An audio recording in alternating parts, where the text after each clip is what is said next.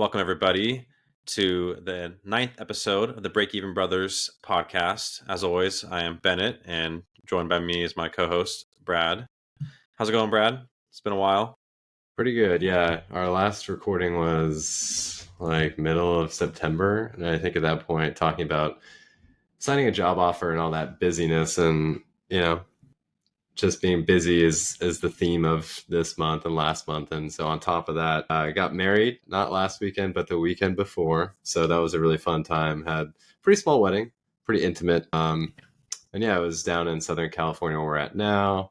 Tons of great friends and family attended that. And then before the wedding day, we did a welcome party. So this was something that we hosted at Huntington Beach, kind of a fun event to actually talk to people, because when I had planned the wedding with my fiance at the time, there's so much that people tell you that it's going to be a really busy day on your wedding day. And I think it was ultimately very true. And having that day before to invite, kind of the same crew that was at the wedding and just actually have time to talk with people, that was super fun. And so we did like an in and out on the beach at Huntington Beach, got everyone there, did like bonfires and s'mores. So that was really fun. But yeah, I've been busy. I think in the last few episodes, I've talked about life events. This was a life event. So now I got the ring on, married to my best friend. So yeah, it's been freaking awesome. It was probably the best day of my life so far. So yeah, it was great.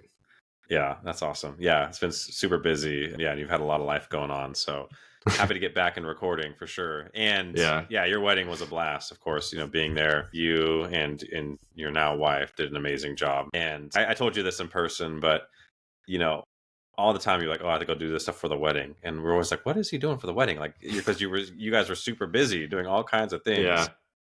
And so, but being there at the bonfire first of all, and then the actual wedding day, it was like, oh, this is what they spent all that time and effort and intent doing. And it was a blast. Mm-hmm. It was a good time.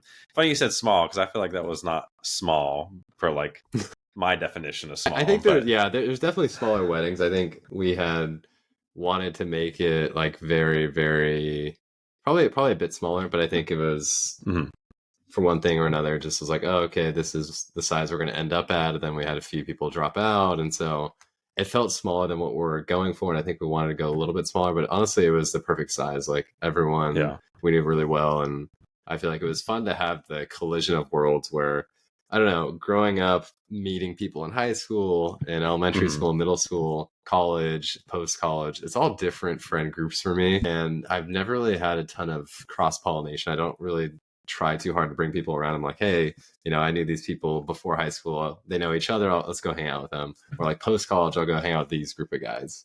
And so I think at the welcome party, it was like the first time where they're in the same room, like they're meeting each other, and maybe they've heard a little bit about each other, but it was like pretty cool to see them like naturally interact. And so that was really, really special. And I think even on the wedding day, it was really cool to see people on the dance floor that, like don't know each other, but like, oh, I'm Brad's friend or I'm Ellen's friend.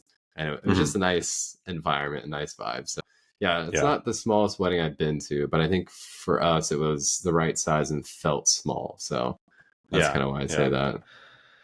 Yeah, it was awesome. Do you remember, not that you like, not do you remember from like a drinking thing, but like, do you sometimes those days can be such a blur, where it's just like you're doing so many things and all that? Like, do you remember it all, like in terms of just soaking everything in? Okay, for sure. Well, not for being like intoxicated at all, but just like such a big event, such a big day. There's so many moving pieces. It can just fly by, but I'm glad that you feel like, I'm glad to hear that it was the best day of your life, because that's obviously amazing. I think one of the things I'd set out on was try to take things at a normal speed and not be too fast about it. We had a fantastic like day of coordinator and planning team that we had this timeline. These are the events of things. So it was very, very detailed and almost like too detailed, you'd think, but it just made everything smoother, where like they had the checklist, they were kind of shuttling us around to the next event, and we knew it was coming since it was planned already. But I think making sure that things were handled by other people in a way that I could like enjoy my time and not be stressed about where I need to go next, that was like so worth it. Because we did a lot of the wedding planning ourselves, and then like reached out to vendors, got all the contracts signed and all that. And our planner, while we hired her and her team way before, like her official role was like day of coordinator and planner. And so her job was to make sure the day of went well, but also like doing lots of work beforehand, at least specifically like the, a few weeks beforehand. There's a lot of work for her to do to coordinate everybody. And so I think if I didn't have as much good folks on our team to like make sure we're situated and cared for, I think it could be stressful. I could be running around like crazy and worried about it. But I felt pretty comfortable when I got there. And I think the photos are always like, oh, you got to warm up to the camera. You got to, do this and that. That's always like, I'm much more comfortable at home in sweatpants, not in front of a camera. And so like, that's always a challenge. And then, making sure like the special moments of the ceremony, like the first dance, all those are like really, really amazing memories and fun times. Although it can be nerve wracking to dance like a formal dance, it was still fun to do. It was a lot of fun. I think I remember everything, but again, there were so many like conversations I had that day that I remember the grand theme of things. I wasn't like too intoxicated or anything. I made sure to be like way under any level that I would be like regretting later.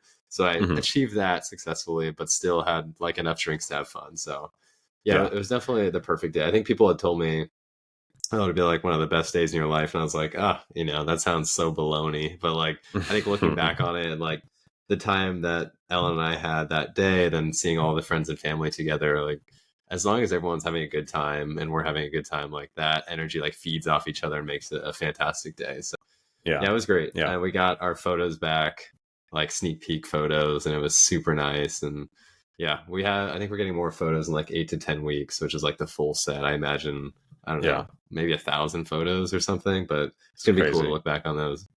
Yeah. That's awesome. My favorite moment was when the roof opened up at the venue. Are we allowed to shout out the venue? Can we shout out the venue where it was at? Sure. Yeah. Shout it out. Okay. Well, so, I've been to El Adobe, which is like where it was at in San Juan Capistrano. Been there for the restaurant, of course, because we'll talk about that later because I want to talk about that. But I've never been back there for like the venue and all that. So, it was beautiful, amazing. And then we moved inside as it was like during the reception, I think. I'm not a good big... that's right. That's right. Yeah. Okay. I got married. It was a long time ago. And, then you guys were doing the first dance and like the father-daughter dance. But my favorite moment, the moment that stands out, or one of the moments that stands out the most to me was when the ceiling retracted, opened up. That was super cool. Because I wasn't expecting it at all. And like when that happened, it was just like, this is awesome. And like, no wonder, I don't know if that was like what sold you on the venue, but like that would have been like huge for me. I think it was part of it. Yeah. Because the outside, when we had the ceremony, it's outside. Then you come inside to like, not the restaurant, but behind the restaurant, kind of where that area is at with the bar. And it just gives it that indoor-outdoor feel because we wanted people to be dancing on the dance floor, but it can get hot. And like, it was hot, but it's better having that, open roof and better airflow. And funnily enough, our coordinator said, she's kind of the person on the crank on the lever to make that happen. She knows it exists and she's done weddings at Adobe before, but we didn't tell her, hey, open it then. She was like, I want to watch, I want to see. And like, whenever I think it's the best moment, I'm going to open it and press the large red button to make it open. And so, it was like our first dance. I think it was right as it started. She opened it up. And I think it's funny you say that because a lot of people actually didn't notice. Like there was friends that I talked to, like the ceiling opened up. Like I just thought it was open the whole time. And other people were, oh my God, that was like the best detail ever. So it was really fun. We didn't tell anybody. It was like, even if that didn't open up, like it still would have been a fun dance, but it just gave a little bit more to it where people were like, oh, like that's so cool. So wow. I didn't know about her manually pressing the button. Yeah. I guess it kind of makes sense. I didn't think about it, but like kudos to her because she timed that perfectly. Because that was like, it was the timing with the music and like what you guys were doing in the dance too, that it was like, oh snap. I don't know where she was in the venue. I'm curious where the button is, but that's literally how she had phrased it to us is like, leave it to me. I'll make it happen and you're going to like it. Yeah. And so, that was really fun. And we did like a 3-minute dance to a Thomas Rhett song, which we had practiced that pretty much only that week leading up to, because I had done my job search. We had to plan our welcome party and then everything kind of came to fruition, but that was like our last piece and that was a lot of fun. So that was a good memory. I think for folks, everyone who missed it, I think Ben delivered a fantastic speech. Thank you.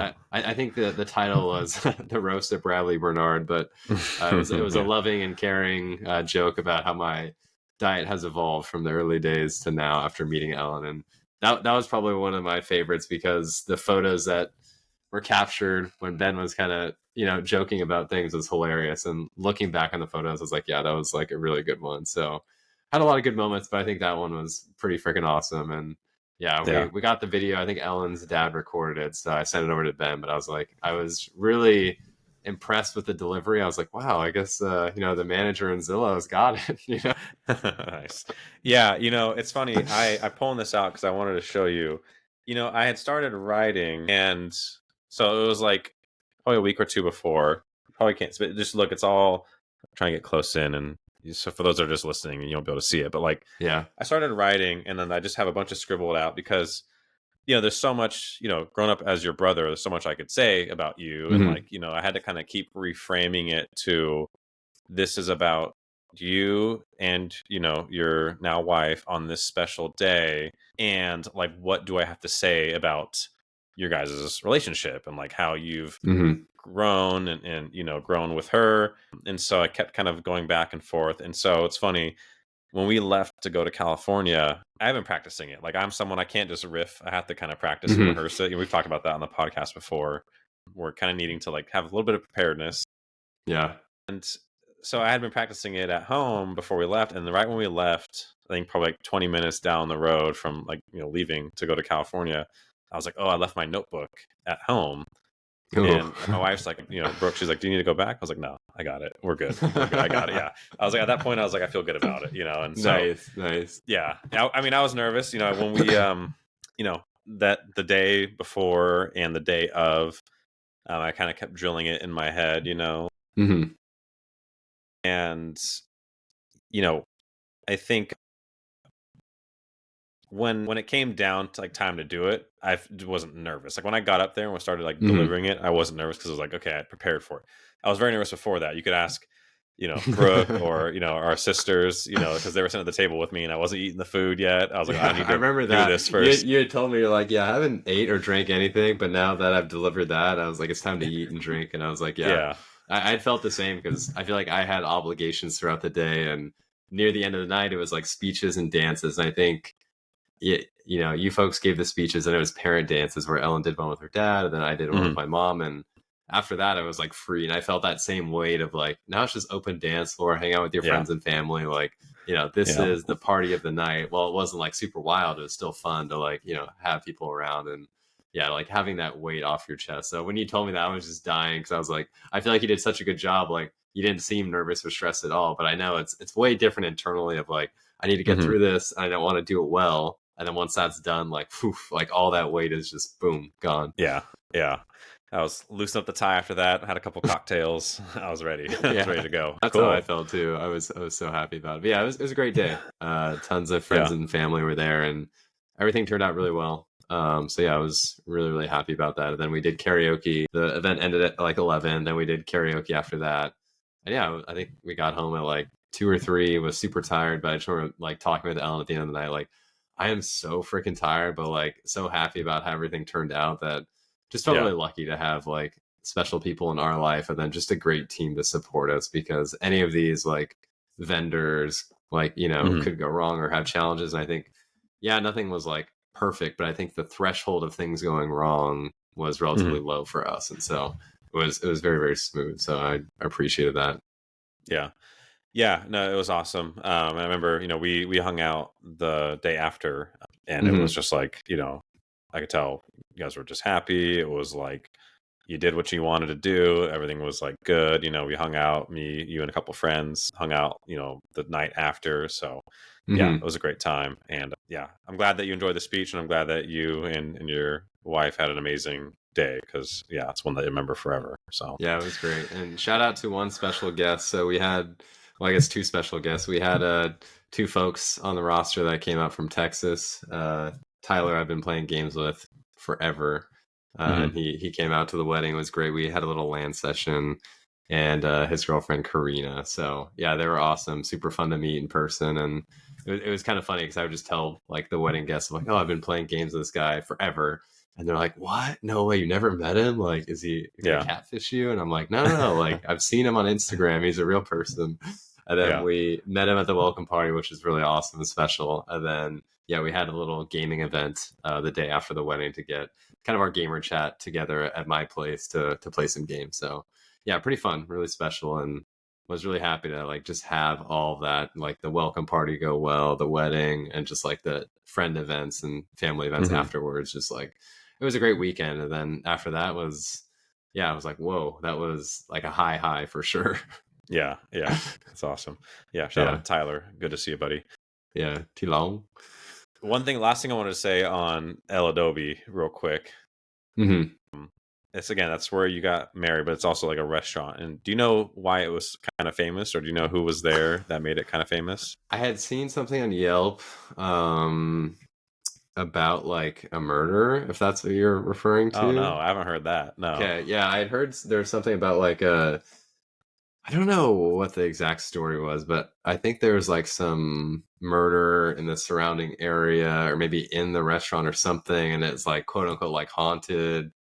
Oh wow! It's like I saw like a few Yelp reviews, and I didn't know if that's what you're referring to, but please fill me in on what you're talking about. That's the opposite direction of where I was going. Okay. So the food's amazing, and Brooke and I, my wife, as often as we can, trying to go down there and eat. But it is pretty far down in like South Orange County, so it's a bit of a hike from where you and I grew up. 45-minute drive, but the food's amazing. It's delicious, and the bit of history behind it is that I think it was at once visited by President Eisenhower back like in the 50s or 60s. But after that, it became like a frequent spot of President Nixon. So like that was like his spot, because he's from Southern California. I think he's from Yorba Linda, to be exact. And so that was like his spot. And so much so that there's a certain like table that he used to always sit at, and like you can go and see it. Yeah. And then they had a thing on the menu, or they have a thing on the menu called like the presidential, I think is what it's called. And so this is completely like unrelated to anything we ever talked about, but like I just have to share because it was so good. When we went back to El Adobe the following day, before you and I and Tyler and Chris hung out, and me, Brooke, and her family, and normally I get like a burrito or something like that, and it's amazing, but I saw the presidential on the menu. And I was like, I'm feeling presidential today. Like I'm gonna get presidential. And it's like 2 chile rellenos, probably butchered the pronunciation of that, 1 like chicken enchilada, and like 1 like beef taco on like a giant plate with like rice and beans. That sounds like a lot. Dude, I almost got through everything, but like, and I can eat. I got through almost everything, but like I finished like left half the taco because I had a bunch of chips and salsa and chips and guacamole before. Their chips and salsa is good too. So good, yeah. And so, but like that was one of the best meals I've had. Like Brooke and I have talked about that meal, really, like, wow, like 10 times since. I'm like, dude, dang, that was incredible. Yeah.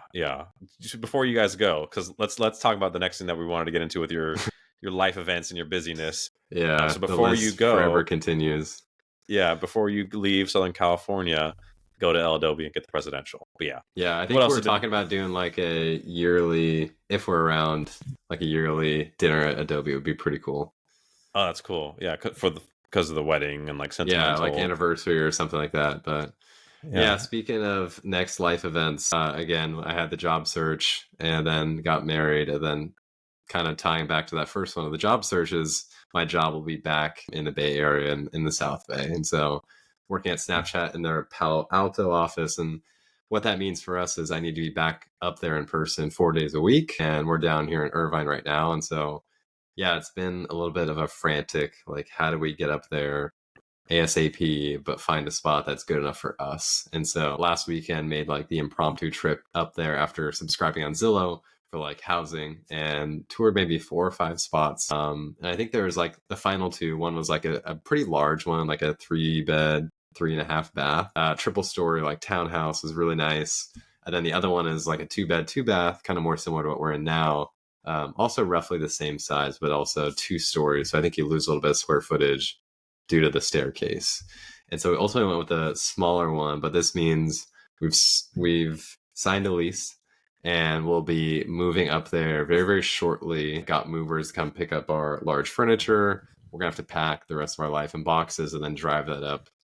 Like kind of the more delicate items, like my giant gaming PC sitting next to me. And there's no way that's going in the moving truck because that thing would get crushed. But yeah, exciting news that we're moving back. A lot of life happening at once. So I do got to say, I was spending time this week writing down a checklist of things to do for work, things to do for VuxByte, things to do for like moving to the new spot, things to do for leaving the current spot, like cancel utilities, And it's just, I had to write all that down because in my head, I have like a decent amount of free time right now, given that like the job search went well, the wedding went well. And now that I've signed a lease, like that went well too. And now I'm just kind of waiting to move and get all that sorted. But in the meantime, it's a unique opportunity for me to like touch up anything and get ready for work so that, on day one, I don't have a bunch of loose threads, like, either in Bucksbite or my personal life or just anything really. And so probably the past few days have just been going through this giant checklist that I made that I'd be happy with getting a lot of these things done. And thankfully I've had time to do them, and some are large, some are small, but yeah, it's moving back to the Bay in like 2.5 weeks, moving all of our stuff. Super excited about where we're at. We're going to be in Mountain View. Previously, we're kind of in the Sunnyvale area. So it'd be nice to try a new city out, live in a new spot, and then, start a new job. Pretty excited about how things are going. I've been getting the emails of like, here's your first 2 days, here's the schedule, etc. So yeah, pretty stoked. Nice. Have you gotten any swag yet, or is that coming? Either. I actually just ordered the Snapchat like new hire swag, and it's this super yellow hoodie, like the Snapchat color of the app icon. It's that the full thing is yellow. You would think, oh, maybe like a black hoodie with like a yellow icon, yeah, or like a gray hoodie with a yellow icon. No, it's like the full thing is yellow with the icon. I think the icon maybe is like white or something on the sweatshirt, but that's nice. Coming next week sometime. And then, yeah, they sent me the first like 2 days of onboarding. And I think there's an engineering onboarding that I don't have access to yet. But yeah, I'm pretty excited. But that's pretty much all the life updates. I've just done everything in a shortened timeline, back to back to back. And it's stressful. I mean, making sure things go well, like, and making sure you're ready for the next events. Like, doing the job search was like before the wedding. Like the wedding was being planned and then paused for job search and then continued. And then the move was like paused while the wedding happened. And then once that's done, boom, like we're back. And so I try to give myself a few days to like do whatever I want. And then I get serious about it. But there is that perfect stress point of, hey, I need to go up there, or I need to move up there within the next few weeks. Like, when are Zillow listings going to be available? When do I feel like the right amount of stress to go work on it? And I think I've done well at timing those things right, where I've been stressed, but not like over the top, like pulling my hair out. People have asked me like, oh, like what's Brad doing, blah, blah, blah. And I tell them, I'm like, well, this was like before you got married, but I was like, he's getting married, he's moving, he's starting a new job. I was like, you pick 3 of the most stressful things, so just do them all at one time. So I guess everything after this should be pretty simple and easy compared to, the time you were going through back then in September. Yeah. I mean, we moved like only, I don't know, what is it, October? We moved like January. Right? Yeah. So like it hasn't been that long, and for better and for worse, like that's just how things ended up. And I think we're decently good at moving, and that area is not unknown to us. So it's like we're kind of snapping back to that in a way that like I'm happy about, because I think like, for my career, it's going to be a huge move. And then for Ellen too, it'll be nice for her to be, kind of back talking with old coworkers that she had previously before we moved down. But yeah, I think starting my own company, it was just this giant question mark of, I was at least going to do it for 12 months. After that, it was kind of TBD. And I've written on my blog, probably maybe 3 blog posts so far about like how my past 12 months went, what I'm doing with the future of Bucksbite.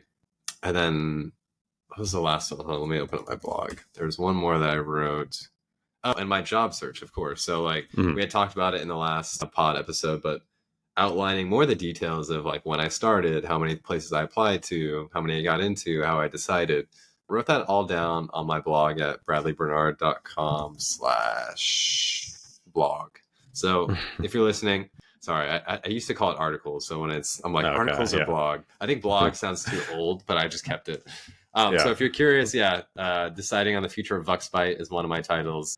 Also searching for a software engineering job in late 2024. Then 1 year recap, my solo entrepreneur journey full of ups and downs. So yeah, been a busy time, and was happy to write those, because when I write those, sometimes it feels more like getting out of my own head, all these thoughts and feelings, put it down on paper, and then go look at it later, like a few years later. Oh, no, what was my life like when I was, starting my own company, and how did I feel at the time? Because you forget about those things, and it's nice to have that kind of jotted down in stone.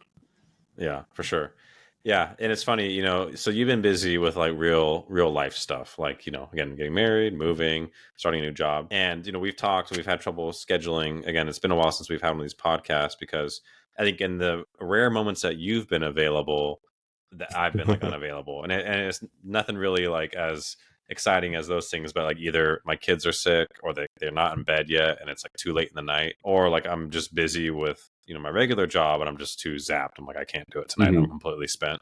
So that's why it's been such a hot potato to like find a time, I think, for you and I to kind of schedule. And I think this session was like, okay, let's get back on the books, even though it's late right now, like let's get it going. And it's good to be good to be back. And when we started having this kind of podcast, or we started scheduling it, you and I had talked, it was like, I don't have like a ton like going on. Like I haven't read any articles, and I haven't like, like it's been completely like just focused on like two things, just been doing like, work and then like family stuff. But it's been kind of nice. It's been a bit, kind of just quieter in a weird way, or just like less, less spread around. And so one of the things, and we can talk about a little more too later, but one of the things I've been like making my kids, for no reason, I've been making my kids like learn knots, like how to tie a knot. So like I have this book called My First Book of Knots, and we'll link it in the show notes. For whatever reason, last like 2 weeks, I've been like obsessed with like tying knots. I don't know why. And so I have that. I have my own version of it, the Book of Everyday Knots. It's pretty thick. So wait, so there's so many different types of knots. What's like the TLDR on like, there's top 5? There's a bowline. There's an overhand knot. There's a constrictor knot. Let me see what else I got. What's some other ones? But they're all for different use cases, right? It's kind of like a tool. Yeah. So like there's knots for fishing, so one of the real reason I actually wanted to start like getting involved in knots, it's a weird sentence to ever say out loud, but is because the weather's getting better here in Arizona finally. So like it's like, oh, we can do things outside again. My kids, I don't know if this is actually going to hold true, but my kids had always like found like fishing in like shows and video games like interesting, like just the you put it out there and they catch it like just on their tablet or watching a show. And so I'm like, I'm gonna try and go fishing this fall. And so therefore I need to learn to like tie some of these knots, because in fishing you have to tie the fishing line and tie the hook. And so there's certain knots that are for that. So I think that's kind of like where like the gateway drug of knots went for me. And then talking to our friend Tyler again, who's a big fisherman, he was like, oh, you got to do the Palomar knot. Like that's the one to do for fishing, lasso, all that, and then there's like neckties, we're just wearing suits and I had to tie our ties. So like, I'm like, that's a good life skill to have. How many do you have memorized from the book so far? Probably like 4 or 5. So it's like more like a reference book right now, but I read I force us to read one of these pages every night. Sometimes they're not like, dude, why are we learning this? I'm like, I don't care. This is an overhand so you knot. make them do it too, right? Like you pull out the rope. Okay. Yeah. I have like 2 little ropes that we use. That's funny. Yeah, bowline is like my favorite. Like I'll just do that. Like, I'll be listening like on calls, but I'll be like just doing the knot too. Like it's just like a nice like kind of like almost like a fidget tool. There's hitches. So like if you're ever on a horse, you need to hitch your horse to a post. Now dude. You might need to invent your own knot. Maybe make a break-even brother knot, just a few loops here and there. Like I just can't imagine there's 100 and something knots. Like how is that even possible? I just feel like, like what if my kids want to tie up like a tire swing? Right now, prior to this book, I wouldn't know how to do that. But like now, it's like, I got you. For you. Yeah, man. Like, oh, my dad knows how to tie this. Like, dude, it's all you want is like your kids that think that what's going on and you got all the answers. So I'm like, I can see we're getting to the age where like this is going to come in handy, and like they're going to be, despite them complaining about it now, they're going to be thankful that they know some things as they get older, hopefully. I don't think we ever did maybe a short stint of like Boy Scouts or Girl Scouts. I think that was like, tying knots, doing like the wilderness stuff, making fires, all that, like camping. I don't think we ever did that. Well, we had them, so we had the benefit of growing up in Southern California with the beaches and ocean next to us. We did that marine science camp. Yeah. Remember that? Yeah, that was really cool. Yeah, that was we're the on best. television. I think we're on television, like the local TV for something in the marine bio layer. I don't know. I couldn't even tell you, but it was a camp in Long Beach, and it was like, obviously marine biology. So like we'd kayak, like go find like fish and like study them and like watch videos about like stingrays and like go out and like just swim in the ocean. I mean, my favorite core memory from that camp was like playing large scale capture the flag on this giant green field. I don't know if you remember it, but it was like really fun because I feel like we're young enough that everyone was just like sprinting around like full speed trying to get away doing capture the flag, and like that was the most fun part. Like I did love doing the kayaking and all that because I think even now as an adult, like if you go to different lakes or like amusement parks or like fairs, there's like maybe a little before I'm like, I have many hours like on a kayak. Like it just might seem weird for someone like me who's like in tech and like at their desk all day, but like that camp, we put in so many hours kayaking. It's not like there's a certain threshold where you know what you're doing and that's it. And like I've hit that, and I don't know, to me there's not much past that, but it's just funny when people ask me, I'm like, yeah, actually I have, if you ask, I'm pretty experienced. Yeah, like I can fly on the water. Just watch out, okay? Yeah, I think there's a motor back there. Yeah. That was a fun one. And then it's funny. I was actually going to bring this up in the speech, but there wasn't really a good way to fit it in anywhere. And again, I kept coming back to this needs to be about you and Ellen, and so I cut it out. But I was thinking about like some funny events that we had as kids, and one of the ones. Do you remember where I'm going with this with fishing? Do you know where I'm going to go with this? Where our dad took you and I both fishing, and so there's three of us, but he only got one rod, and like as a kid, that was horrible to have to share the rod, and so we gave him hell for it.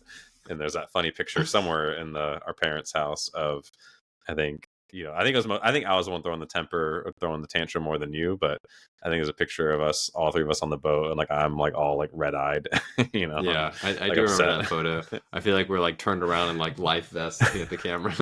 Yeah, I mean, I was like 10, okay? Like I was not like, I was not an adult, like just to be clear. It's like 10 years old. So like I'm entitled to my tantrum over that. Yeah, I can't remember the last time I went fishing, honestly. I feel like it's been a very, very long time. It's just like a very slow activity. Like you cast your line, you wait, what feels like forever. And I think you just have to have the right people and the right vibe there to be able like to hang out and talk. But I haven't done it in a long, long time. Yeah, so we'll see if I can get out there with my kids when the weather cools down a little bit.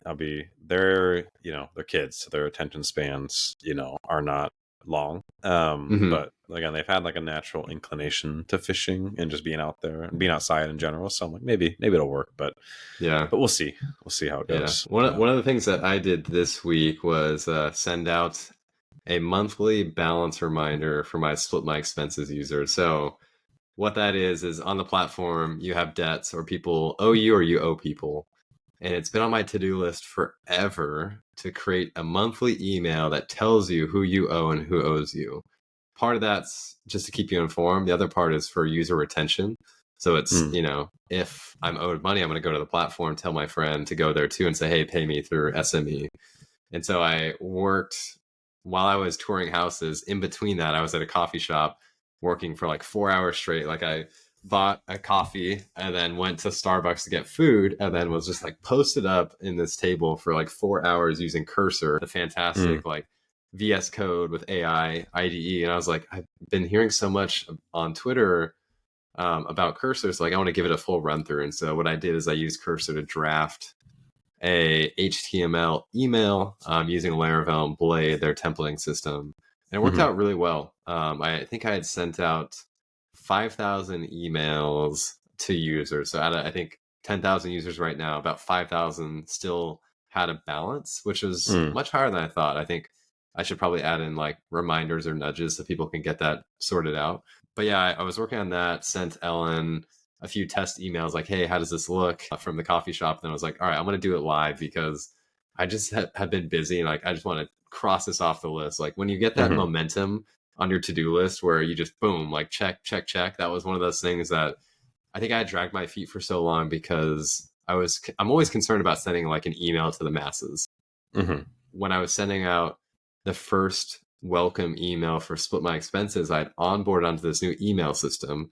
Part of that's taking all of your users, taking their emails and dumping it into the system.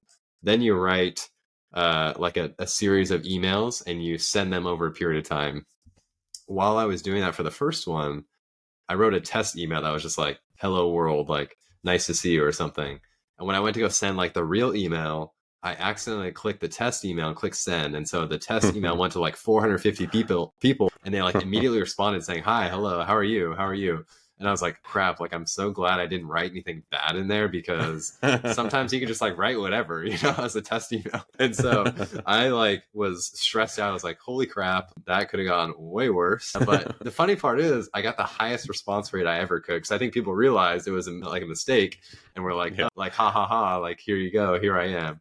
And then when I sent out this one, the good news is that I sent out this email to 5,000 users, so basically half the user base, and then I logged onto the website on my admin panel.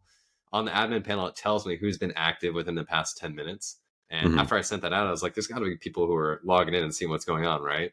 And I think I had like 60 concurrent active users, which is the highest I've seen it. I'm not really sure if it's had higher numbers while I've been offline, but that was pretty cool to see. And then the downside of that was I wrote the email well. I'm pretty sure there was like no exceptions. Nothing was wrong with it. But I did have a few people reach out and say, hey, can you delete my account? I don't want this anymore. I said, damn, well, they probably forgot about it. And so here's an email to say, hey, you're still subscribed and doing all that. So the delete account process, it's like fully like quote unquote GDPR, like your data scrubbed and deleted like in a full realistic way.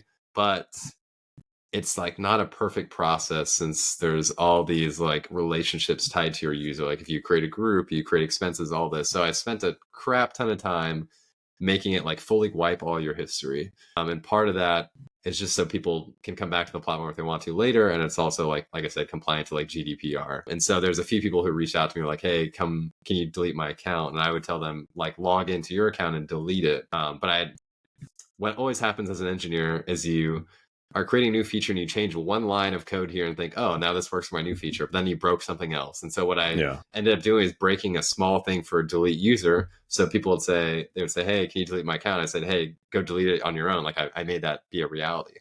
They would go delete it and say, hey, I'm running to this error. And I'm like, why are you getting that? That shouldn't happen. And then I go fix it. And I'm like, that one line I added 1 month ago, like affected like 5% of users who wanted to delete their account. And so I think that was like the common theme of Split My Expenses in these past few days, is like getting that email out and then fixing like a few edge cases that you'd think wouldn't come up, but having a bunch of users come to your site is like an influx of activity and traffic, and also bug reports. So it was nice. Check that off the list. Deleted maybe 5 or 10 people's accounts like on my end, and maybe there was more out there, but honestly they can come back. Not too worried about it. My tool isn't like social media, like it doesn't hurt me. And usually when they ask to delete their account, I'm like, hey, well, I have you, like, could you tell me why you're deleting it? And usually it's like, oh, I liked it, but I just don't need it anymore. Or like my friends didn't use it, so I couldn't use it, which, it is like a constant problem. So there wasn't anything crazy, but yeah, I was really happy to like bunker down in the coffee shop in between Zillow listings and get stuff done and not have like a major headache like I first had with my test email. Yeah, that's funny. I didn't think, when you said it at first, I was like, oh, that doesn't seem so bad. But then when you said like you could have written something like that, I'm like, oh yeah, I've done that before. Like so and so sucks, and like just leave it in there. Yeah. One thing, because when you described that process, one thing that just jumped in my head was you said that people say, hey, my friends aren't on the platform, so therefore like my use is limited. Did you ever try to like do any kind of like referral program? Sometimes that's pretty popular with like banking and like Venmo, where it's like if you get your friend to sign up, you get like some kind of discount or credit. Did you ever try anything like that, or was that kind of just too much effort for the squeeze, you think? I thought about it. I think it has a strong pull to bring people in naturally. Like if you don't have your friends on it, it's not as effective, period, like in a large magnitude. But I think I didn't really have a ton to give. Like I have a premium subscription, which is, $9 a month, which I'm thinking about changing to be cheaper. But anyways, like there is something to be paid for. I think there's a small sliver of users that want that like paid add-on. I think it wasn't strong enough to say like this should be the main goal for referral, where like if you look at Robinhood, like get a free stock, like who doesn't want free money? Like I had a paid offering to link your bank accounts and credit cards, which I think is very useful, but it's not useful for everybody. So I never really had like a great grasp on how I could reward people for doing the hard work of getting referrals. And usually it's like one person who's adopted the site, created the group to add expenses, and sending it out to all their friends and making sure that happens. There's always like someone on top of that. And I didn't really find a great way to incentivize, but it's a good question. It crossed my mind. I just was like, I don't know. Yeah.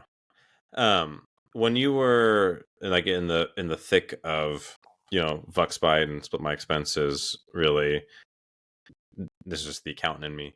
Did you ever like use like any kind of like accounting software? Did you ever keep track of like revenue or expenses, or were you kind of just like looking at it from your bank statement and being like, okay, that's good to know? Like, I had my company bank account, which is through Mercury, and then I had my company Amex card through American Express, and I did try to use QuickBooks for my end of year taxes last year, which at that point was 6 months of business since I'd started it like June 1st, 2023.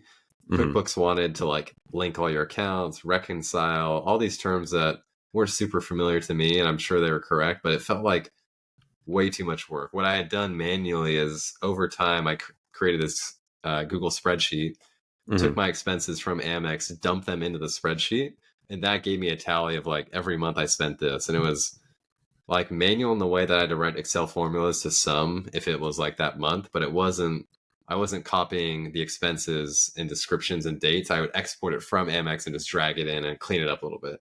So that was like my bookkeeping. And then when I did my taxes, it was like, how do I go get my profit or my revenue? Like I had my expenses, but I didn't have my revenue.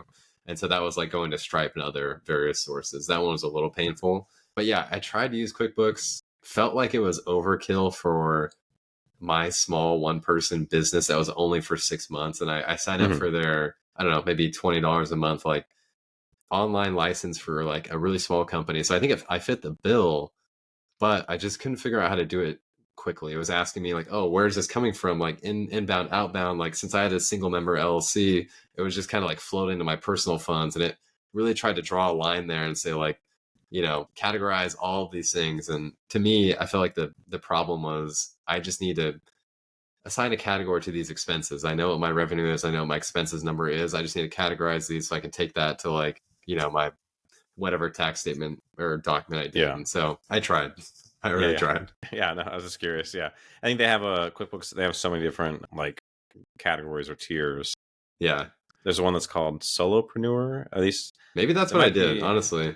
Yeah. It's either that or the self-employed. I can't remember what they call it. I think they've changed it actually, but there's a solopreneur or self-employed version. But yeah, there's a bit of a learning curve, especially for a non-accountant. So, but I was just curious if you felt like there was even a need to like see that. I figured just being the engineer, you were tracking it in some way that worked for you. It's not like you to not track those things, but yeah, I was just curious if you had any QuickBooks. Yeah, I wanted to like it and I wanted to go by the books and processes because I feel like once you spend the effort to get set up and like link your accounts, kind of like I have on SME, then you're sitting good and like maybe you do it, every end of the month, you just kind of go in the system, categorize things and you're done. For me, I had done a lot of upfront work and it was only 6 months. So I was like, I don't want to go through all that again. I felt like I was kind of starting over in their system where I had like my own that was maybe 60% already done. So when I recently just did my expenses for this year, just in my spreadsheet again. And I thought, oh, should I do QuickBooks? Like, should I try it? But I would only buy it for the tax season. I also feel like it doesn't work well with things that you've already kind of pre-processed. It works great with if you connect raw to your accounts and handle it all through their system. But if you have some kind of half-baked lists like I have, that's kind of where it's like, it doesn't do that well. So, yeah, that's cool. So you were using Cursor to do some engineering work while you're in the Bay Area. What else you've been working on kind of as your last, few weeks before you start the full-time? Yeah, I'll be honest. The main goal, which it's not happening, but the main goal was to get the mobile app out. And that was something that has been on my to-do list forever. I think I started in end of April, so let's call it May. Worked on it May, and then started the job search probably late June. So it wasn't a ton of time to like actually work on it. And that was kind of the deciding point was like, should I finish the mobile app and then do the job search, or should I pause job search, come back, and then join a company? Because in my head, I think I'd outlined a way where I would sign a job offer and start in like 3 months. And that 3 months would be like time for the mobile app to just be cranked out. And the wedding was tossed in the mix. The start date with tech being a little bit not as golden era as it was back in 2017 or 2020 for instance. You don't have like the 3 months window like you used to be able to have, or like 4 or 5 months. And so when I was left with the time that I have today, with the move, with the wedding, all that, being smack dab right here, not a ton of like room, I thought I could try to grind really hard on the mobile app, but I'm a little scared to like not burn myself out, but just like be too pedal to the metal. So what I've actually been kind of working on is, like I said, I had this giant to-do list of kind of like life things, finance things, Vuxbyte things, blogging, you name it. On top of that, just been having fun, like doing some reverse engineering. So if you're not familiar with that, it's essentially diving into like web apps or mobile apps, understanding how things work under the hood. So for example, if I open up American Express and I have their login screen, if I type in my credentials and press login, how does the Amex servers know how to respond to this request and what request is being sent to begin with? So essentially, it's going through HTTP, hitting the network. And what I'll do is essentially kind of listen to that web traffic, and so that I could emulate it. So for example, on Split My Expenses, if I wanted this, I haven't done it, but that's just an example. If I wanted to allow people to give me their Amex login, I could like open up the Amex app on my iPhone, like sniff the traffic is what they call it, like see what's going back and forth between the iPhone and their servers and replicate what that looks like. It's like a fun engineering challenge. Like for me as like a mobile coder, for me knowing like web and iOS technologies, I feel like reverse engineering a mobile app is pretty fun because it's just curious to see how things interact and like what the response looks like and what security measures they have to like harden things. And so I've been doing that probably for the past few days on like random apps just to see like, what financial apps are doing or what, other social media apps are doing, just to like get a lay of the land. I don't really have anything to share on if it has like an opportunity for me or the business or anything like that, but more it's just kind of like learning super deep fundamentals of like iOS apps. It's pretty cool. I had a coworker from LinkedIn, Bryce Pauken, who has like a series of reverse engineering iOS apps to like fix bugs or add features. So like TikTok or Disney Plus, it's a really cool concept of like being very, very in the know. And so I was just like, I want to try it out. So that's kind of what I've been tinkering on. Yeah, that's cool. When you look at the traffic, is it like a Google like developer tools? Like is it F12 and you're looking like at the browser? Like, what are you using to see that traffic? I'm just curious. Yeah, it's way, way more complicated. So if you're curious, I can give a brief overview. So I have a jailbroken iPhone. So what that means is I have an iPhone that can run any code that I want. So right now when you have your iPhone and it's from Apple, only the apps that are signed by Apple can run on your device. So you can't take the Twitter app, for example, which exists on your phone, open it up in like a code editor, change things, bring it back to your phone and run it. If you change anything, it's not going to be like quote unquote valid. The jailbroken iPhone, there's an exploit in the operating system for iOS. They kind of go down that rabbit hole, open up the system and like remove all the security checks.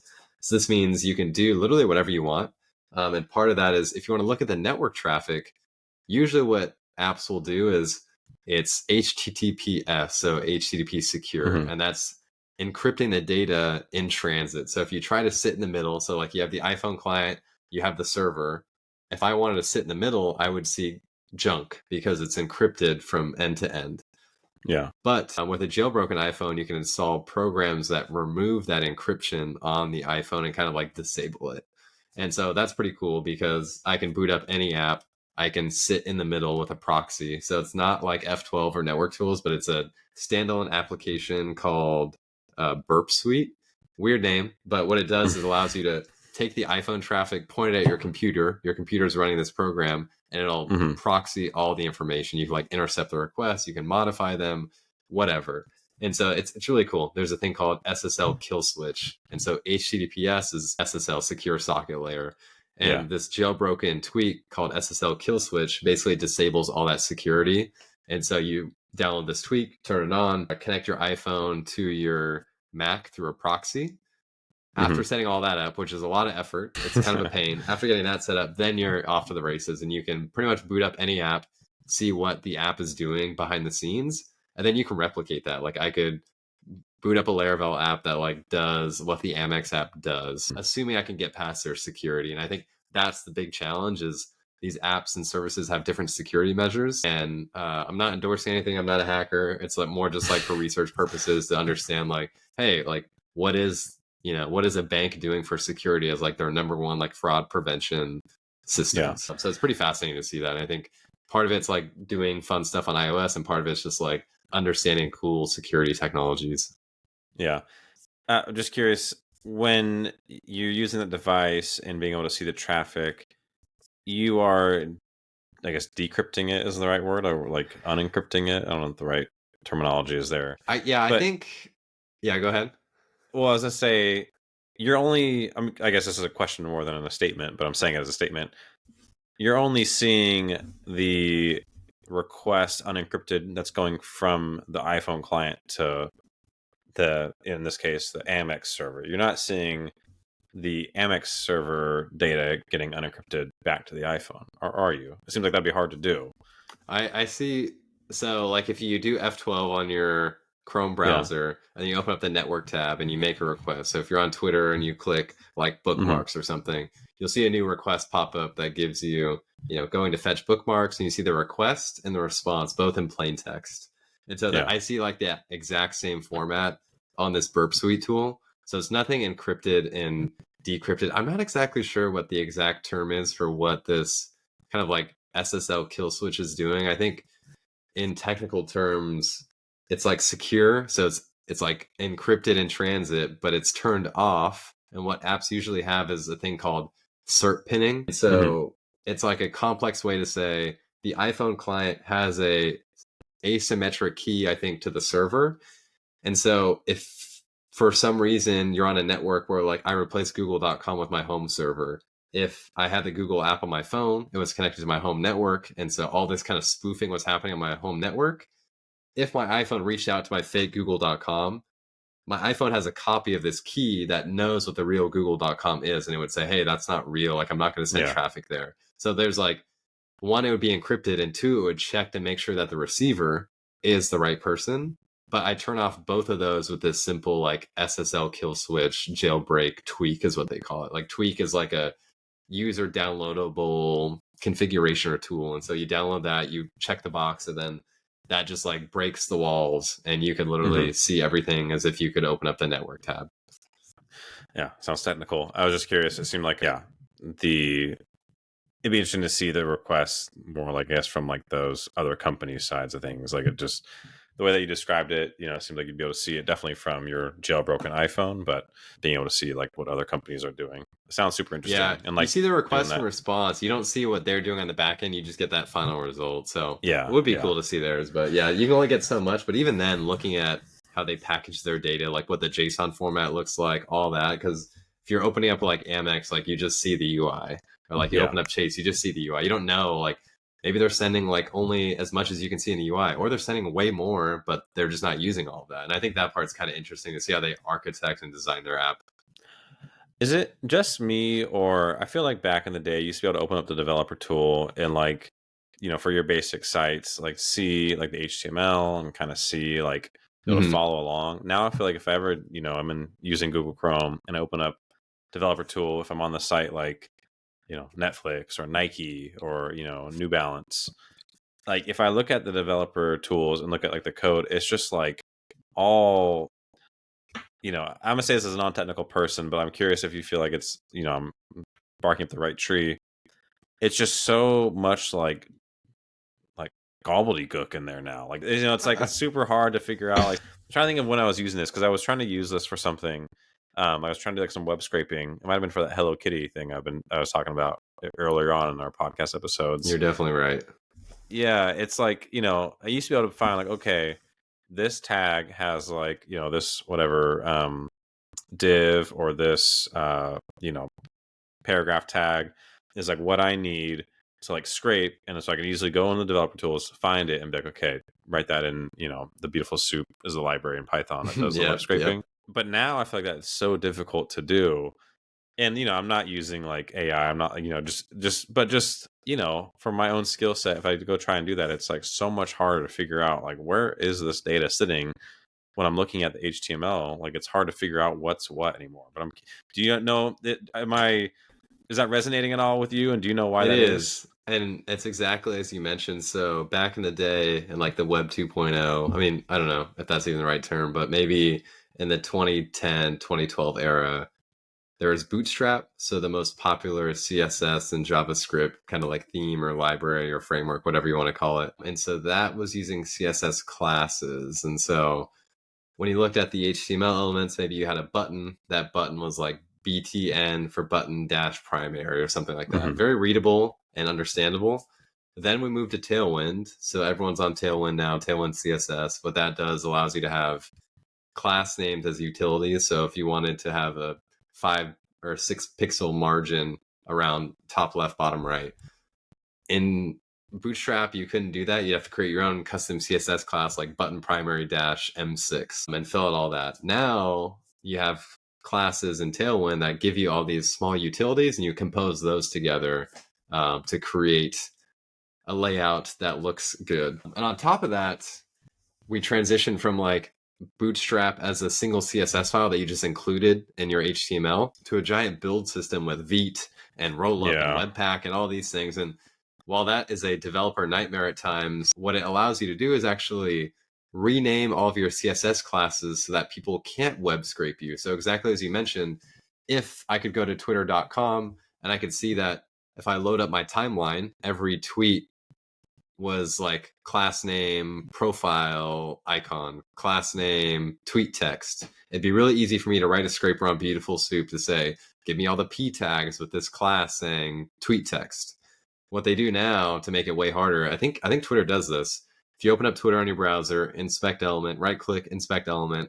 If you look at any of the elements and you look at their classes, what they have written down there, it's just gibberish. It's random letters and numbers in a bunch of different sequences. And if you open up the dev tools and you look at those small identifiers, they map to real CSS. Like maybe it's a margin, maybe it's padding, maybe it's a background color. But it makes it really hard to write scrapers because you lose that selectivity of having these exact classes get you to the data you want. And so the fallback to that is to actually figure out the DOM structure. So like you have, your body element, and then you have everything under that cascading. And you might have to say, find me the 8th div, and that's where the tweet container is. And then within there, find me every third paragraph tag. And that is like what it ends up being.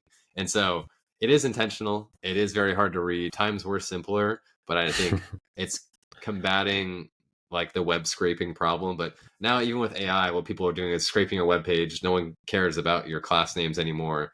Throw it into AI and say like, extract me all the tweets, and I can figure it out. So I think you're right on the money for that one.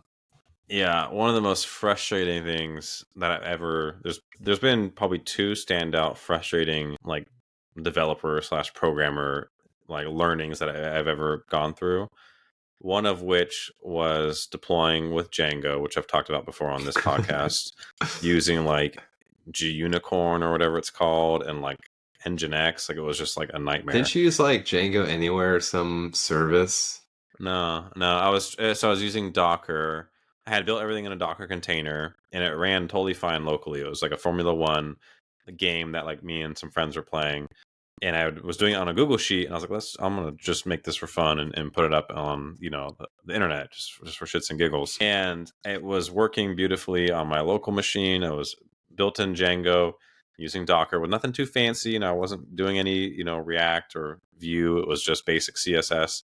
Mm-hmm. And when I go to deploy it, there's like a deployment checklist that Django has. And like, I swear I followed that thing out like to a T.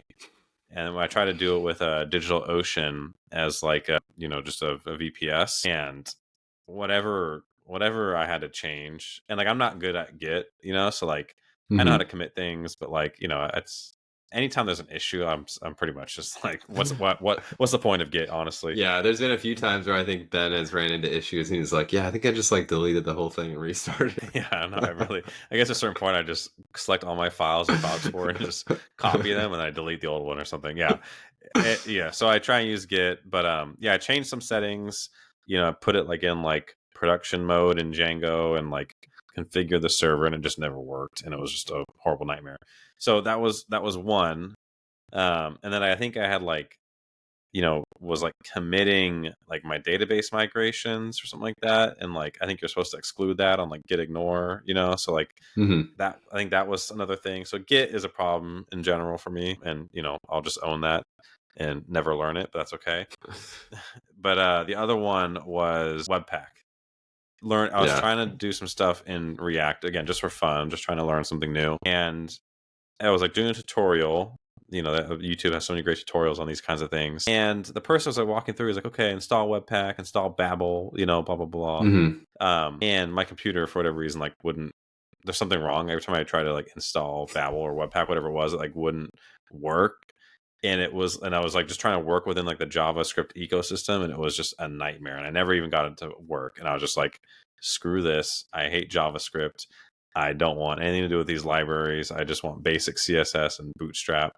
And I'm still on that hill today. I won't learn those other ones. Those are like, because of that experience of like, I was on a Mac, it should be pretty straightforward to like install, like whatever home, what's the thing called, Homebrew or whatever. I don't have a Mac anymore, but yeah, like just, brew, install, blah, blah, blah. But like, no, it didn't work for me.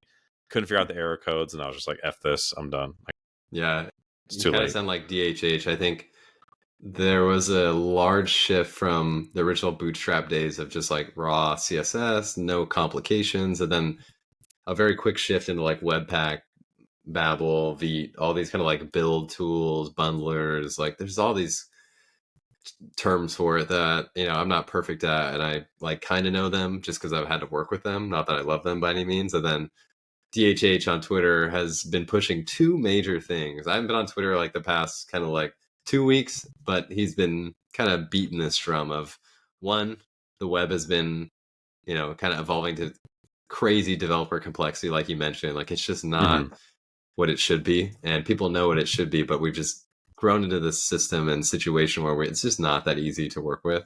And so he's kind of bringing it back to the roots, which is lots of browsers have implemented what these bundlers and tools do on your client side. So like what, you'd write code across 50 different JavaScript files. What these tools will do is like package that into one giant JavaScript file and deliver that to the browser, which made it more efficient versus downloading 50 files. But browsers have gotten better in so many different ways that some of these requirements that these tools are originally built around are no longer a problem. And so now you can kind of work around having a simpler setup and let the browser do more work, where originally you're doing a lot of work because the browser isn't handling any of that. Yeah. And then the second one is back to dedicated servers. So I'm not sure if you've seen it, but there's been lots and lots of drama about, Vercel, the AWS wrapper, which is a great platform, but they charge boatloads of money for traffic or other things that, I think they have like a X markup on various AWS services. And so it's just kind of crazy. But his theme, like Rails Conf, maybe is what it was called, is similar to Laracon, where Laravel has their yearly US conference. I think Rails has their yearly conference. I'm not sure if it's US bound, but I'm pretty sure it was US this time. And like the Laravel crew went, a lot of the Laravel folks went there. And I think DHH opened with his opening keynote of SQLite, which is, again, back to basics, normal CSS stuff, which is, ditch all these Webpack tools and all that. Yeah. And then the third one was buy your own damn server, that being a dedicated server, and don't rely on these, super expensive cloud providers that charge you a ton, because there's been many horror stories where you create an app on Vercel, it goes viral, and your bill is 40 grand, and they come knocking and, won't let you get away for free. And so it's kind of something I've took to heart, because I split my expenses from, a rented server into my own dedicated server on Hetzner, which is kind of the de facto standard for value in this dedicated server space. And it's a company that he's also been pushing recently too. So it's funny that you say like things have gotten complicated. I don't like these tools. Class names are crazy. I feel like it's a very, timely time to bring that up, because I think he's also felt the same. And he's radically trying to bring back simplicity, and people hate him, people love him. It's worth debating. Yeah, we him and I have talked about that. Simple is always better. So for real though, you saw the Rails Conf.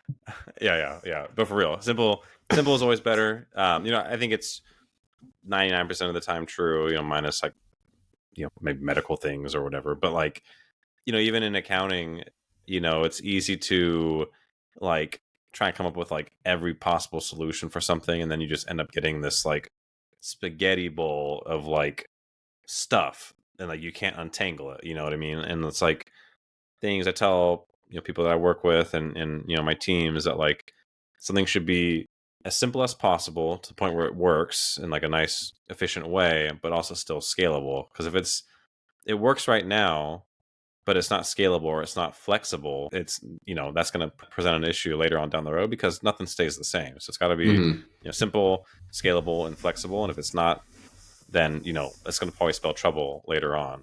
And I think, that can apply not just to accounting, but to engineering, lots of other areas as well. So yeah, hopefully they figure that out because, yeah, it's a miserable experience trying to write Tailwind as well. Sorry, Tailwind's the same exact way. I'm like, it's brutal. So, you all know it. Steep. You all know it. Like, don't need to sugarcoat it. It's horrible. Yeah, it looks great. Like, I'm not saying it doesn't look good. It's amazing. I've seen the stuff that people build with like Tailwind and React and Vue. I'm just like, wow, that's super impressive. But like, is it worth it? Is it worth just nuking the rest of our experiences? So yeah, I feel like every few years there's like some large thing to learn. If you don't learn it, you're left behind. I think Tailwind was one of those catalyst moments where I first picked it up and I was like, this feels kind of heavy. And then as I got used to it, I was like, oh, okay, I get the appeal of this. And it's nice in a way that's different. But yeah, I think from the onset, it's very easy to be like, oh, I don't know if I want this. Set up your Tailwind config file. Like, yeah. Yeah, whole build system. Yeah. One thing I've been kind of working on this week as well on my to-do list is figuring out the future of my photos. So I had for the wedding, we had a QR code on our tables that said if you took any photos or videos, like scan this QR code, it'll bring you to Google Photos. And so we have an email for us together. We use that for like the Google Photos shared album. I'll copy the link, put that on the QR code. What's done is done. And after the wedding, we reached out to people and said, hey, you got the email. Maybe Brooke got it. Go add to the Google Photos album. And, a decent amount of people have. I think plenty of people probably have stuff that they didn't upload, which is fine. But getting anything is better than getting nothing. Yeah. But part of that was like, one, how do I save those images now that people put in the album? Because I hadn't really, gotten that far. And two, every 3 or 4 years, I come up with the same debate of, do I go Google with Google Photos or do I go Apple with iCloud? Because we had a friend at the wedding, Steven, a great guy. He brought his like Polaroid camera. Maybe it's a Polaroid camera. It's, not an iPhone, but a camera, a legit camera. He took a bunch of photos and he created an iCloud shared album, which is, kind of adjacent to our Google Photos shared album. And all the photos were uploaded. It was really easy to get onto my device. I kind of clicked like the top right, said like save all 400 photos. And I was done. And I thought to myself, like, I don't know, I try to be platform agnostic, which kind of leans me to Google, but the simplicity and the ease of use of iCloud in terms of iCloud photos is like unmatched. And, I work on iPhone apps. I've been on Mac for as long as I've known, and nothing's going to change that. So when I think in the future, it's iCloud or die, but I just do like having like a better web interface for Google Photos, and it supports, iPhone and Android. So I'm like, I don't know. So I want to ask you, where do you stand on the iCloud versus Google Photos? Yeah, that's a good point. So by nature, I'm Mac or an Apple, I guess. So iCloud, but a couple things. I've been complaining about like the quality of like Apple products as of late. So like it feels like every new device I get, minus the computer, but every like phone, every like iPad, I'm trying to think of something else, but like I got Apple TV. Like they feel like they just kind of don't work like they should. Little things here or there. Apple Watch, my Apple Watch sometimes, like, if you're on a walk or if you're on like a jog, it'll like tell you like, hey, are you working out? Like mine like sometimes does that, sometimes doesn't. I don't know why. You'd expect it to have. So like I'm kind of like a cynical Apple user at this point. But what you said, I had never thought about it this way. So what I was going to come on and tell you was I'm definitely pro iCloud. I'm like, why are you using Google at all? But when you said a better web interface, that was like, oh yeah, for sure, because I don't ever interact with like iCloud like on the web. It's all just on my phone, like on my MacBook. So like, and like I don't even know, I honestly, you always tell me I'm a boomer, I don't know like how to get to iCloud photos like from my computer. Do I type in just iCloud.com? Does that take me there? I think it's iCloud.com, and it's like once you log in, it's like a little mini iPhone home screen where there's like apps you can click on. I think one of those is Photos, and it brings you to like their Photos sub product on iCloud. But yeah, I haven't been in a long time. Yeah, I didn't know about that. But yeah, so Yeah, that's a good question. I think I'm more iCloud just by, again, because I'm in the Mac ecosystem like yourself. I've looked at that Google shared link that you have all the wedding photos from, and it's fine. I think the one thing that I struggled with was I was trying to just download pictures on it, and it was like, Yeah. it was kind of hard. I was like trying to figure it out. I was just like, damn, That's the thing, am I is really like, that old? yeah, all these systems, like you can either add it to your own library, which downloads it, or you can download like the raw, JPEG file. And so I think the good news about it being a shared album and people spending the effort to like upload it, however that may be, maybe they had Google Photos and like they can open up their camera picker and like choose a bunch of photos. However it ended up being, the good news is that now that I've been on Google Photos, but if you're on Google Photos, you can like check mark any that you like and just click save. And what that does is it kind of copies that into your own library. And I think if you're not on Google Photos and you want the photos to your device, I think you have to check mark them again, but just click like download. And I think then it might end up in your camera roll. But again, there's not a clear connection to me of how that works out completely.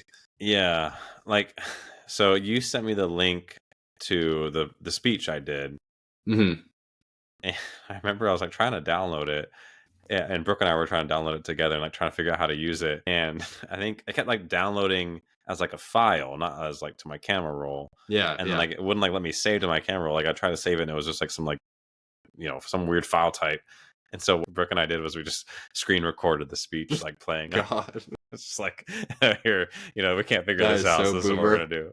Yeah. So I was like, whatever, as long as it's saved somewhere where I can get it, I'm fine. But yeah, it was a challenge. So yeah, that's my complaint with Google. It was like, and I figured it was just like a user issue, but I'm like, I don't know how to download anything. I hold down. I'm on my phone. It's like I hold down, doesn't do anything.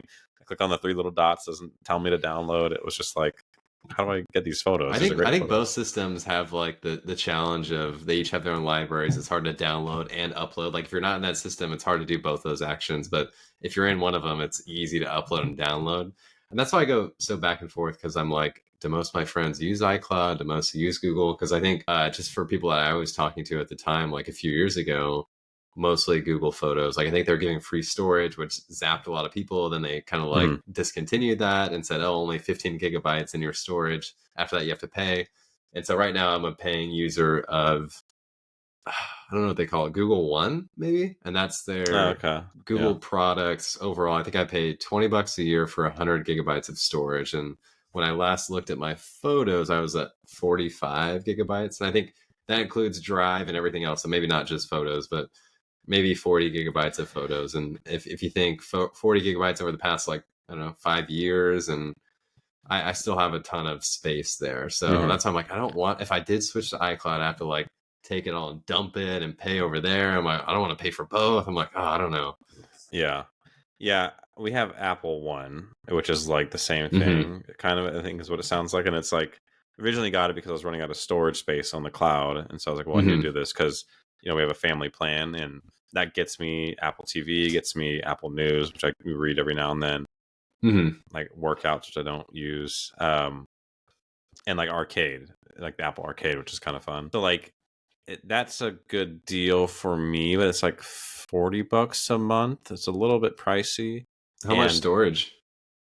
Let me Google it really fast just while we're talking. Apple One subscription. Yeah, because it's like a family plan.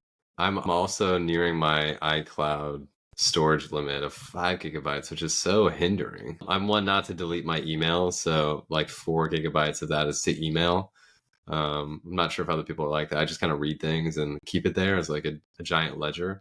But now I've realized that if I continue to do that, I'll have to pay Apple some money just to keep my email in there. So I get 2 terabytes. That's huge. Yeah. So I'm looking at it now. That's a lifetime's worth right there. Yeah. So I basically was like comparing. Then it was like, well, I might as well just get Arcade and News. I do read the news a lot. And then it got Apple TV. We watched that show, Presumed Innocent. If you watched that, it's pretty good. I haven't heard of it. That was good. No, I told you about it. You just don't listen. I'm just kidding. Yeah. What was I gonna say? But yeah, so it's $40 a month, basically $37.95, and this is another embarrassing admission on my part. I have Verizon, and Verizon like does like a deal. It's like, hey, you can get Apple One for like $10. And I Mm-hmm. was trying to go through because we already had Apple One. We already had it, but I needed them to like merge it with like my Verizon, so I could bill through my Verizon, and I'd get it for Mm-hmm. $10 instead of $40.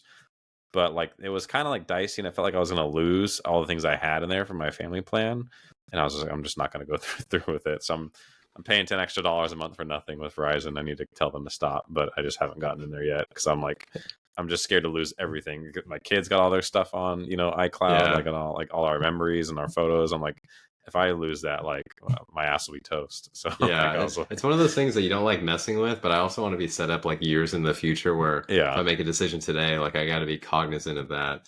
And it's also one of those things that's like a lifetime subscription, which sounds like daunting, but I think the value you get out of it is worth it. I just don't want to have like one to Apple and Google. So I was nearing my iCloud storage limit, and then I had the Google Photos for the wedding and the welcome party. All that kind of bubble up to be like, should I be using Google Photos? Should I jump to iCloud? Like, I don't know. And even today, after thinking about it for a few days and like asking people, I'm still kind of on the fence. And if I'm on the fence, I'm like, oh, maybe I'll just keep it. I don't know. I wonder. I don't know anything about this, but Apple has that Apple One where it has like all those different services that they have. We use YouTube TV, or we have YouTube TV. And Brooke and I were just talking. It'd be great if they had like a plan where you got like YouTube TV plus like YouTube Premium, so you don't have to watch ads and stuff like that.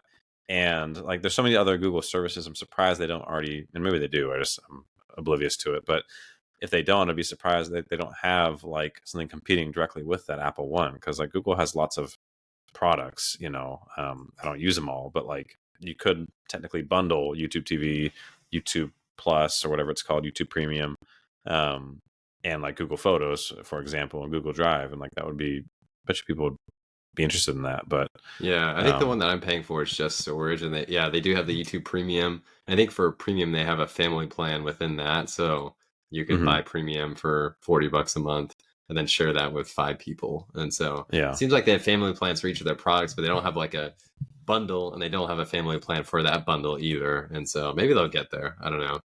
May yeah. take a while. Yeah, interesting. Well, cool. Well, one other random thing that I have that I would be remiss not to mention on the podcast, because we talk about random things all the time. Uh-huh. So as the weather's been getting better, as I mentioned, talking about fishing and knots and stuff, I went to the library with my kid over the weekend. Wasn't really going for anything in particular. We're just going to get some new books, like Halloween books for them. But I wandered into the like gardening section, and I was like, I would like to grow something like that. That would be cool to grow some crops, here in Arizona where it's super hot. Like, can I, someone with no farming experience, like grow a vegetable from, I don't know if this is like actually how it works, but like from like seed to table, you know what I mean? Like Mm-hmm. just, Seed to mouth. so yeah, yeah. So I got a book here. It's right here. Grow More Food, I think. Yeah. Mm-hmm. So it's okay. I'm also like looking up some YouTube videos and stuff like that. But I went to Home Depot earlier today and I was looking at like getting some raised kind of vegetable beds. I might just make one, honestly. I think it's cheaper with like just getting some lumber and just kind of nailing it all together.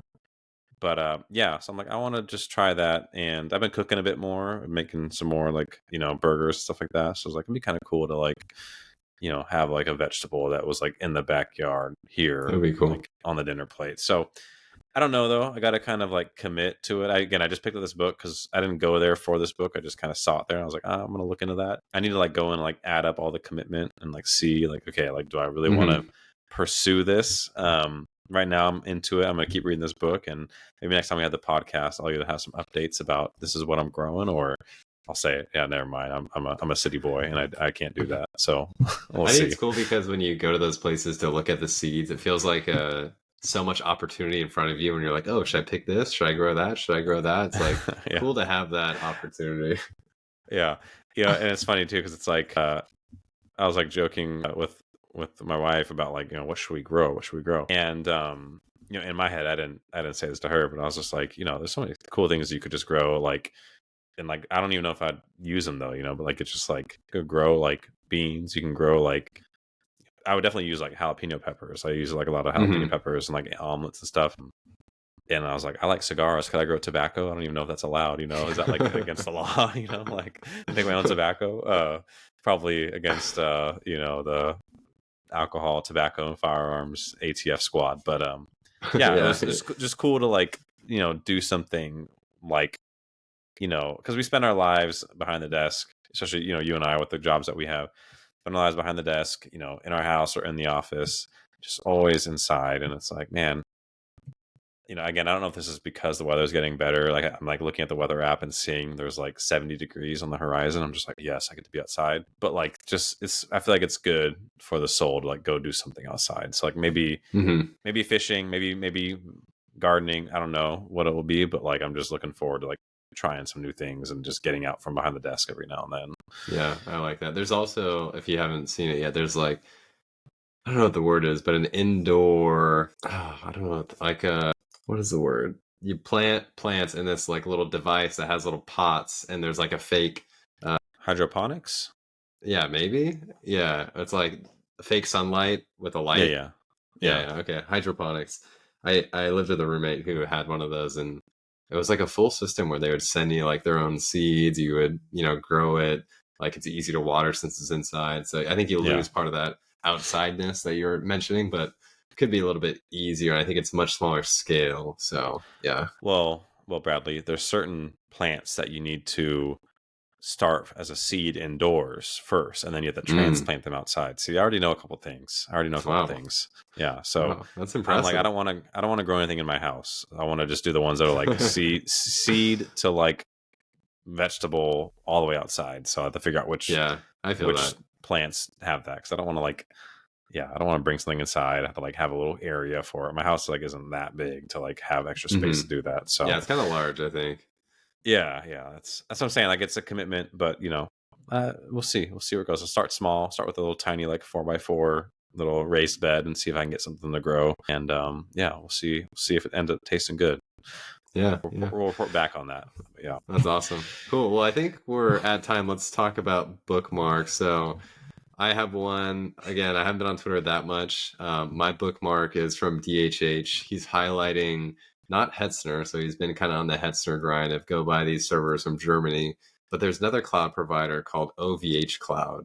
And so his tweet is talking about a dedicated server, so 24 cores, 48 threads, like 128 gigabytes of RAM, 500 gigabytes storage, all for, I think, $92 a month, which is a pretty good deal.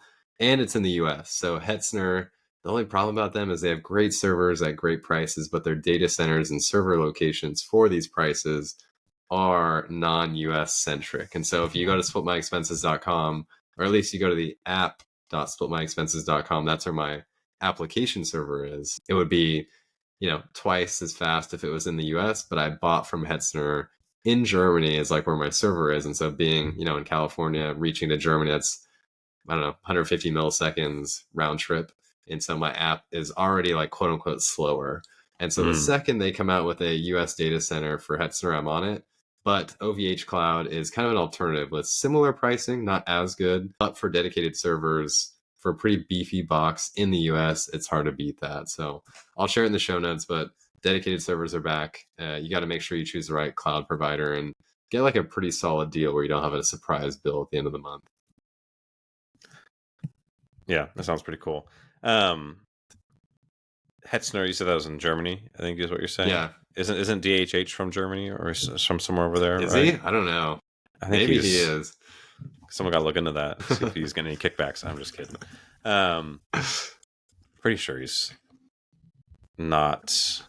I don't think he's from the United States. Let's check his wiki page. Yeah, now I'm super curious. While you're pulling that up, my bookmark is, I already alluded to it, but it's, my first book of knots. So like Brad, I've been pretty out of the loop of like, tech and business world, to be completely honest. And I think we've talked enough about, AI in the last couple of podcasts. So what I've been into is, again, reading that book. I think it's super cool. I'm again to do something that's like in the real world with your hands. In my case, I got two young kids, so it's like fun to like teach them something and like impress you try to impress people that you work with all the time, and then try to impress yourself with like the skills you learn. But like, it's the best thing is impressing your kids, when you're like, oh, this is like how you do this. And they're like, oh my gosh, they can't believe it. Magic. Even if it's like nothing crazy, like, just following instructions from a book. Yeah, it's super cool. And again, the reason why I like this one is like it has like the when to use kind of thing, and it has great pictures. It's interesting. It's not just like a how to like my other one is, which is like the one that I technically is for me. It's very dry, but it's kind of more like a reference book. But my first not book, it's like very like colorful. It's written by some people I think in Sweden, so they got good taste and like artwork, of course.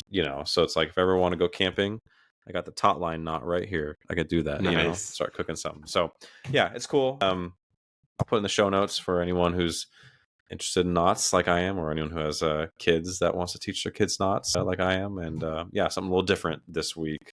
I like it. Than our usual. I have a small update. He was born in Copenhagen in Denmark. Okay, that's close. That's close. That's close. In the area. Yeah, I'll take it.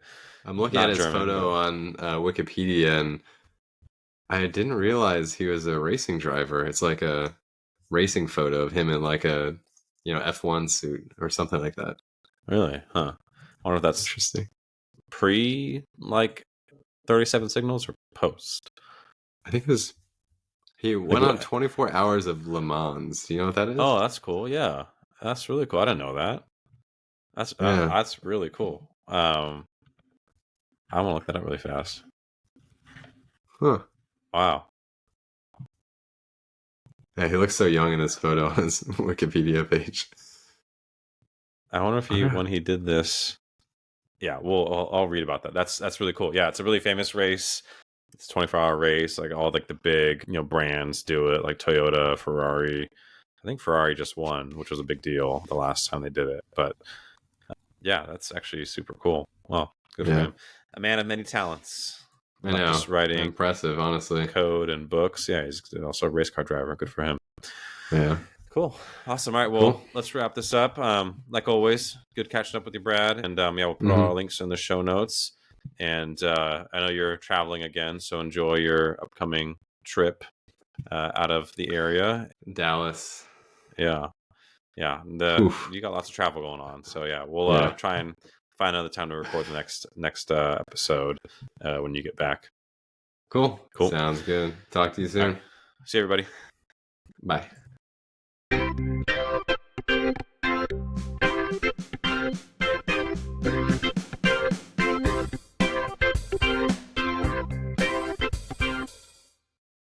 Hey, hope you liked that episode of the Break Even Brothers podcast. To find more of our episodes, you can go to breakevenbrothers.com or find us on YouTube, Spotify, Apple Podcasts, or Transistor FM. To connect with Brad, you can go to bradleybernard.com or at bradleybernard on X. And to connect with me, you can go to bennettbernard.com or at the Real Tech CPA on X.